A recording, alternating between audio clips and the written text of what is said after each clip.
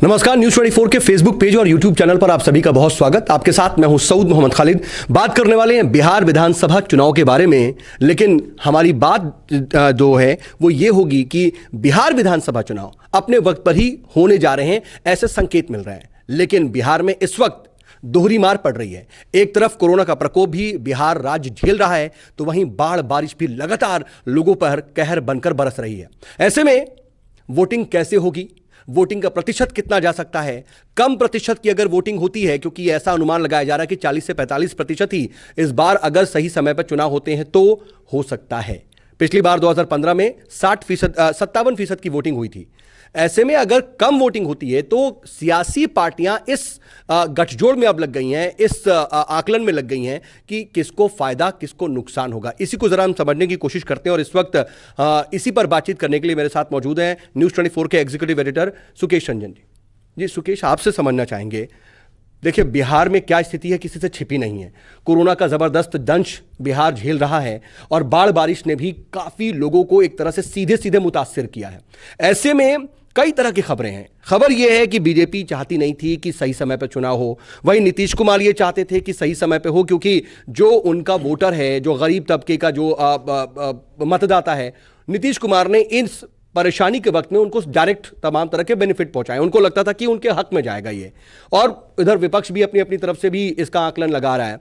लेकिन अगर ये आकलन आ रहा है कि वोट प्रतिशत बहुत कम होगा, बहुत कम का मतलब 40 से 45% जाने का अनुमान है, तो क्या असर डाल सकता है ये सब कुछ बिहार विधानसभा चुनाव पर? देखिए सऊद, ये समझने की जरूरत है कि आखिर पॉलिटिकल पार्टी चुनाव, दो वोकल पार्टियां थी जो चुनाव नहीं चाहती थी, जो विरोध कर रही थी। वो एक आरजेडी थी और एक एलजेपी थी, एक यूपीए गठबंधन और एक एनडीए गठबंधन का पार्टनर, दोनों चुनाव नहीं चाहते थे। इनिशियली ये था कि ऐसे में चुनाव कराना ठीक नहीं होगा, बिहार की सेहत के लिए ठीक नहीं होगा, वहाँ के लोगों की सेहत के लिए ठीक नहीं होगा।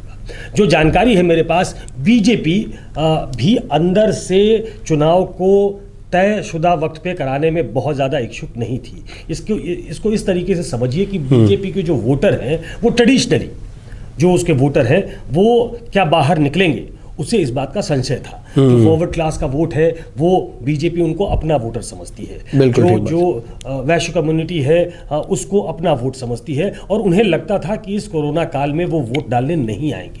लेकिन नीतीश कुमार प्रिवेल कर गए उन पे, और नीतीश कुमार ने उनको कन्विंस किया। और हम शायद इसी पे चर्चा करें, ज्यादा बेहतर है कि नीतीश कुमार ने कैसे कन्विंस कर लिया कि इस कोरोना काल में चुनाव होना चाहिए। दो वजह है नीतीश कुमार, एक तो वो अपने मुख्यमंत्री रहते हुए चुनाव चाहते हैं, वो राष्ट्रपति शासन नहीं चाहते। दूसरी वजह यह थी कि जिसको बीजेपी अपने हक में नहीं समझ रही थी कि हमारे वोटर नहीं निकलेंगे, नीतीश कुमार उनको ये समझाने में, उन पे प्रिवेल करने में कामयाब हो गए कि हमारे वोटर निकलेंगे। हमारे वोटर इसलिए निकलेंगे क्योंकि वो हमारे डायरेक्ट बेनिफिशियरी हैं। अभी जैसे बाढ़ का वक्त है और अलग अलग हिस्सों में बिहार के बाढ़, बहुत भीषण बाढ़ है, और उसमें नीतीश कुमार ने डायरेक्टली उन प्रभावित परिवारों को 6-6 हज़ार रुपए जो कि जाने शुरू हो गए हैं उनको दिया है। ये डायरेक्ट बेनिफिट जो है, ये एक ज़माने में आप एक पैरेलल खींचिए, एक समानांतर जब आप खींचेंगे तो आप देखेंगे कि मनमोहन सिंह जब 2004 में से 9 तक वो सत्ता में थे, 9 में उन्होंने किसानों का माफ कीजिएगा कि कर्ज माफी कर दी थी। कर्ज माफी उनका डायरेक्ट बेनिफिशियरी था, और ये कांग्रेस को लगता था कि उन्हें सीधा मदद करेगा। मास्टर स्ट्रोक है उनका। और 2009 में कांग्रेस बहुत सालों बाद, मुझे लगता है दशकों बाद, वो 206 सीटें जीत पाई थी। एक एग्जाम्पल तो वो है। दूसरा जो नरेंद्र मोदी ने किया वो भी लोग नहीं समझ पाए, पॉलिटिकल पार्टियां नहीं समझ पाई, और 2009 में उनको सीधा सीधा बेनिफिट मिला, क्योंकि बहुत सारे स्कीम्स के तहत डायरेक्ट पैसे का कैश ट्रांसफर लोगों के अकाउंट में पहुंचा था। नीतीश कुमार वो ट्राई टेस्टेड फॉर्मूला पे जा रहे हैं, जो मनमोहन सिंह ने भी किया, जो मोदी ने किया। तो एक तो बाढ़ के समय जो उन्होंने डायरेक्टली राहत पहुंचाई है, और दूसरा जो उन्होंने कोरोना के समय जो अनाज तो सेंट्रल गवर्नमेंट की तरफ से बांटा गया, लेकिन कैश भी लोगों के अकाउंट में डाला गया। नहीं, लेकिन तो ये उनको लगता है कि उनका ये डायरेक्ट बेनिफिशियरी है और वो वोट करने निकलेगा। और ये काल जब लोग समझ रहे हैं कि शायद वो हमारे खिलाफ जा सकता है, हमारे वोटर उसमें नहीं निकलेंगे, लेकिन उनको लगता है कि हमारे जो वोटर हैं शायद इसी वक्त ज्यादा निकलेंगे और हमारे लिए फायदा। इसमें दो चीजें आपसे समझना चाहेंगे। दो चीजें ये कि एक तरफ अगर वो इतने कन्विंस्ड हैं कि हमारी जो जो हमने बेनिफिट दिया है उसकी वजह से लोग निकलेंगे, लेकिन विपक्ष इसी को लेकर के मुद्दा बना रहा है कि बाढ़ और बारिश की वजह से बिहार की आम जनता को नुकसान हुआ है, बहुत परेशान है, सरकार काम नहीं कर पाई।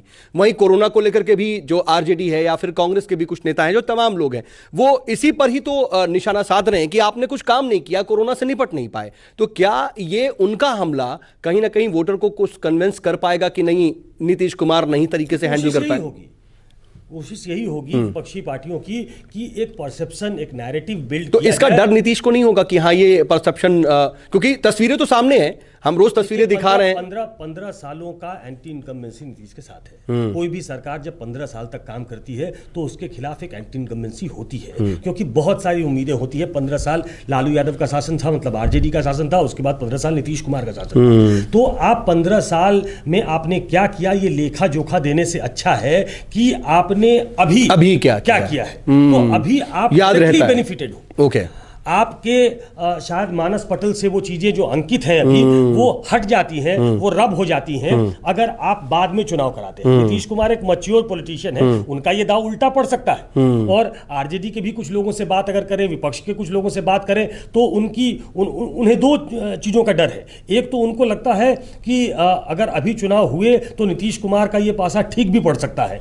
उन्हें जो दूसरा पक्ष है वो ये सोचता है कि अभी चाहे उन्होंने जो भी किया हो, लोगों के सामने इतनी दुश्वारियां रही हैं कि वो शायद इस गठबंधन को, बीजेपी और जेडीयू का जो शासन है, जिसको वो डबल इंजन की सरकार कहते हैं, वो अप टू द मार्क नहीं था, अप टू द एक्सपेक्टेशंस नहीं था, तो शायद उनको बाहर कर दिया जाएगा। तो वो भी they are in A jittery. आखिर नीतीश कुमार अगर बहुत वेहीमेंटली चुनाव चाहते हैं, अगर वो अड़े हुए हैं कि अभी चुनाव होना चाहिए, तो उसके पीछे वजह क्या है? तो क्योंकि इसी बात को विपक्ष मुद्दा बना रहा है कि इतनी बड़ी परेशानी है, आपदा है, कोरोना काल है, ऐसे में जो जनता हितैषी सरकार है वो जनता की सोचे, चुनाव की ना सोचे। यही तो नैरेटिव सेट कर रही है विपक्ष, लेकिन उस पर भी नीतीश आगे बढ़ रहे हैं। लेकिन इसके साथ में एक चीज और समझना चाहेंगे। बात कही जा रही है, अब 1.25 लाख परिवार ऐसे हैं, माना जा रहा है कि जिनके अंदर कहीं ना कहीं कोरोना की वजह से डर है, संक्रमण फैलने का डर है। जो तमाम डॉक्टर्स हैं, 3000 से ज्यादा परिवार ऐसे हैं जहां पर यह डर है कि वो डायरेक्ट लोगों के कांटेक्ट में नहीं आएंगे। इसके अलावा जितने भी संक्रमण के मामले सामने आए बिहार में, अगर मौतों की हम संख्या देखें तो 75% ऐसे लोग थे, मरीज ऐसे थे जो 50 की उम्र के पार थे। अब उनके घर वाले नहीं आएंगे। ऐसे अगर हम जाएं तो स्पेसिफिक बहुत से आंकड़े ऐसे आ रहे हैं जिनके मन में कहीं ना कहीं डर है कि वो लोगों के कांटेक्ट में ना आए।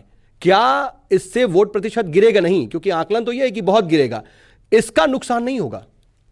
अब इसका नुकसान किसको होगा, यही समझ, ये सबसे बड़ा सवाल है। इसीलिए मैंने कहा कि बीजेपी जिसको अपना ट्रेडिशनल वोटर मानती है, वो शायद ऐसे मौके पे, देखिए कुछ वर्ग समाज का ऐसा होता है जो माहौल बनाने में लगा रहता है। जो माहौल, देखिए चुनाव एक ऐसा गणित है जिसमें कुछ लोग माहौल बनाते हैं और बिल्कुल ठीक बात। एक माहौल ऐसा बनता है कि फला पार्टी जीत रही है, फला सरकार जीत रही है, तो बीजेपी को यह लगता है कि उसके वोटर वोट डालने में, मतलब वो दिल्ली से रह के माहौल बनाएंगे, वो बिहार के रहने वाले हैं, हो सकता है उनका वोट दिल्ली में है वो, लेकिन मेरा वोट दिल्ली में नहीं है, हमारा वोट अभी भी बिहार में है, मैं शायद वोट करने नहीं जा पाऊंगा। पिछली बार चूंकि चुनाव कवर करने गया था तो मैंने समय निकाला, वोट करने गया। इस बार मैं जा पाऊंगा नहीं जा पाऊंगा मुझे मालूम नहीं। मैं हो सकता है किसी पार्टी के लिए का समर्थक हो सकता हूं, मैं किसी पार्टी का विरोधी हो सकता हूं।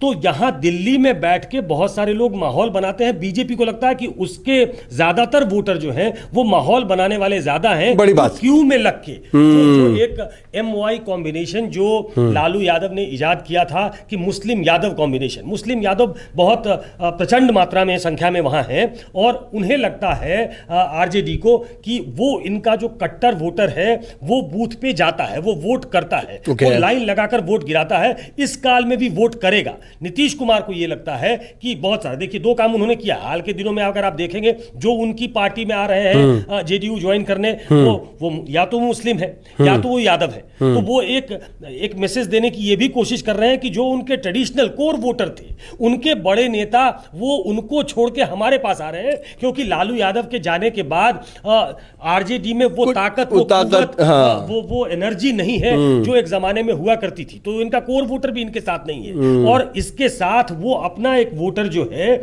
जिसको वो डायरेक्ट बेनिफिट देकर अपनी तरफ लुभाने की कोशिश कर रहे हैं, उनके माइंड में ये है, वो उनके दिमाग में ये है, और उन्हें लगता है कि उनके दिमाग में जो चल रहा है वो ही इज बैंग ऑन, और इसीलिए वो बीजेपी को ये समझाने में कामयाब हो गए हैं कि चुनाव समय पे होना चाहिए। चुनाव आयोग कराता है, लेकिन तैयारी जहां तक करने का सवाल है, मुझे लगता है कि चुनाव आयोग की तरफ से भी संकेत जो मिल रहे हैं, क्योंकि कोविड को लेकर एक दिशा निर्देश जारी हो गए हैं कि कोविड काल में चुनाव कैसे होंगे, तो उसके बाद एक माहौल ये बन गया है कि कोविड के दौरान भी चुनाव होगा, और चुनाव अगर होगा तो नीतीश कुमार बीजेपी को शायद ये कन्विंस करने में कामयाब हो गए हैं कि चुनाव अगर होगा तो उनके नेतृत्व में होना चाहिए, और अगर चुनाव होगा तो वो फायदे में। चलिए, ये तो वक्त बताएगा, लेकिन फिलहाल तो कम से कम अपने अपने पास से फिट करने की कोशिश, अपने अपने हिसाब से गुणा भाग लगाने की कोशिश हो रही है। अब देखना होगा कि वक्त पर चुनाव होते या नहीं, क्योंकि अभी तो संकेत ये मिल रहे हैं, लेकिन आखिर मोमेंट में इस पर सहमति बनती है या नहीं, ये भी देखना होगा, और फिर इसका फायदा किसको होगा ये भी देखना होगा। बहरहाल बातचीत के लिए आपका बहुत बहुत शुक्रिया,